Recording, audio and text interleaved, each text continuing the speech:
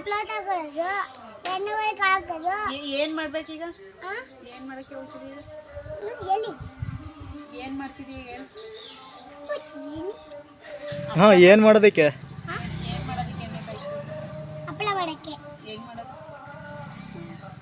ಎಣ್ಣೆ ಕಾಯಿಸೋದು, ಕಾಯಿ ಮೇಲೆ ಒಂದು ಹಪ್ಪಳ ಹಾಕೋದು, ಒಂಚೂರು ಹಾಕೋದು, ಆಮೇಲೆ ಬೆಂದೈತ ನೋಡ್ಬಿಟ್ಟು ಅದು ಹಾಕೋದು, ಅದು ಹಪ್ಪಳ ಆಯ್ತದೆ. ಹಿಂಗೆ ಹಾಕೋದು, ಆಮೇಲೆ ಹಿಂಗೆ ತಗೋದು, ಪ್ಲೇಟಿಗೆ ಹಾಕೋದು ಹಪ್ಪಳ. ಇಷ್ಟೇನಾ?